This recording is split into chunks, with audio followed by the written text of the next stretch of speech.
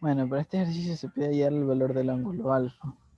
Vemos que en el ángulo B tenemos 60 grados más 2A, de donde nosotros podemos aprovechar esos 60 grados y la congruencia del lado AB para formar un triángulo isósceles, perdón, un triángulo equilátero.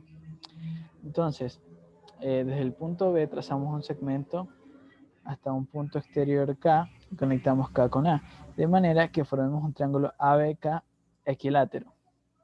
Así los lados BK y KA, al igual que el lado BA, valen puntito azul. Ahora, como los ángulos interiores de un triángulo equilátero son todos iguales a 60 grados, el ángulo ABK podemos marcar 60 grados y en el ángulo BKA también. Ahora podemos unir los segmentos K con C y ver lo siguiente.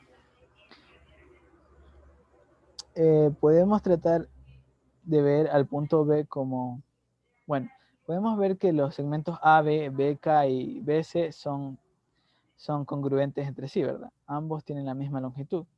Así podemos tratar al punto B como un centro y a cada uno de los segmentos A, B, BK y BC como radios de una misma circunferencia.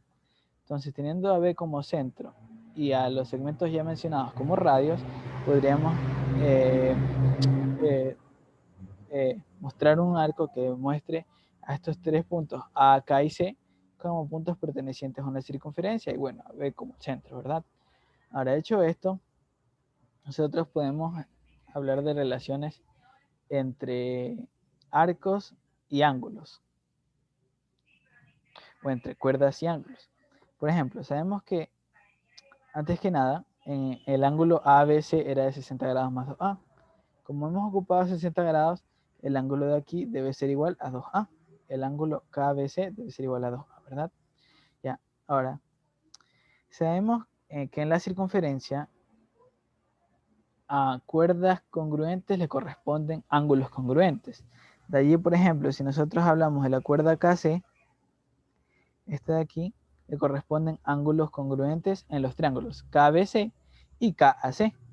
Como el ángulo KBC es de 2A, el ángulo KAC debe ser igual a la mitad, porque recordemos que es un ángulo inscrito, mientras que el ángulo KBC es el ángulo central. Como el ángulo KAC es la mitad del ángulo 2A, perdón, como el ángulo KAC es un ángulo inscrito en la circunferencia, debe ser igual a la mitad del ángulo central, es decir, a la mitad de 2A. Por lo tanto, el ángulo KAC debe ser igual a A, ¿verdad? Entonces, esto lo simbolizamos aquí. Ahora, borrando el excedente para mostrar un poco mejor la imagen, voy a dejar aquí marcado el 2A. Ahora podemos aplicar ese mismo criterio, por ejemplo, en el arco AK, pero antes vemos que tenemos que los segmentos AK y KF son congruentes y tenemos el ángulo comprendido entre este par de segmentos. Así, lo conveniente será trazar un segmento desde K hasta F para formar un triángulo AKF isósceles. Como tenemos que el ángulo comprendido entre el par de lados congruentes es de 2A, podemos hallar el par de ángulos faltantes. Para completar los 180 hacen falta 180 grados menos 2A. Así, repartidos equitativamente sobre los vértices K y F, le corresponderían 90 grados menos A cada uno, ¿verdad? Como en K ya tenemos 60 grados, ahora completamos con 30 grados menos A. Y en F, pues simplemente los ubicamos completamente, ¿verdad? Ahora, hecho esto, ahora sí podemos aplicar nuevamente el teorema de los ángulos inscritos. Pero antes, fijémonos que en el triángulo KBC tenemos ya el ángulo comprendido de 2A entre el par de lados KB y BC. Entonces podemos hallar el par de ángulos faltantes. Como ya tenemos 2A, para completar los 180 hacen falta 120 grados menos 2A, ¿verdad? Entonces, sobre los vértices K y C debemos repartir estos 180 grados menos 2A. Así, sobre el vértice K deben ir 90 grados menos A. Y como ya tenemos 30 grados menos A, simplemente agregamos 60 grados. Y en el vértice C irían 90 grados menos 4A, porque recordemos que ya tenemos 3A. Ok, bueno, ahorita borrando un poco las marcaciones hechas.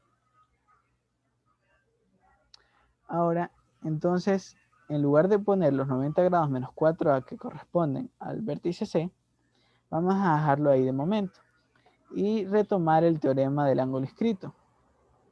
Vemos que el arco AK está comprendido por los triángulos ABK y ACK. De allí que el ángulo ACK debe ser igual a la mitad del ángulo central del arco AK. Es decir, el ángulo ACK viene siendo igual a 60 grados dividido para 2, lo que nos da 30 grados. Y lo ponemos en la figura. Ok, ya. Ahora lo que podemos hacer es fijarnos que en el triángulo AFK, bueno, antes de proseguir voy a borrar un poco.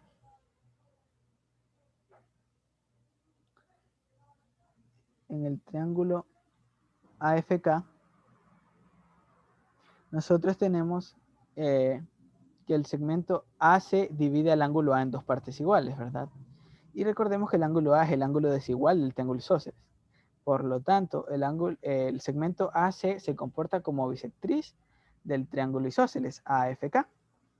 Así, el segmento AC es perpendicular a la base de este triángulo, es decir, es perpendicular al segmento FK. Podemos poner aquí un cuadrito que lo simbolice. ¿Okay? También se puede ver por completación de ángulos en cada uno de las mitades del triángulo AFK. Aquí tenemos A, aquí tenemos 90 grados menos A, entonces aquí irían los 90 grados de los que estábamos hablando, ¿no? Ahora, al ser el segmento AC bisectriz del triángulo isósceles, divide al triángulo FCK en partes iguales. Por lo tanto, como el ángulo FKC es 60 grados, el ángulo KFC también lo será. Y como el ángulo ACK es de 30 grados, el ángulo ACF también lo será. Ahora, el resultado que podemos obtener de esto es el siguiente. Bueno, voy a borrar estas anotaciones y retomar una idea que habíamos mencionado inicialmente, que es que el triángulo BKC es isósceles. Recordemos que los lados BK y BC valen ambos puntitos azul. El ángulo comprendido es de 2A y cada uno de los ángulos sobre K y sobre C eran 90 grados menos A, pero sobre C tenemos 60 grados más 3A. Eso quiere decir que 60 grados más 3A es 90 grados menos A, de donde despejando A nos queda que toma un valor de 7.5 grados, lo que es lo mismo 7 grados con 30 minutos. Gracias.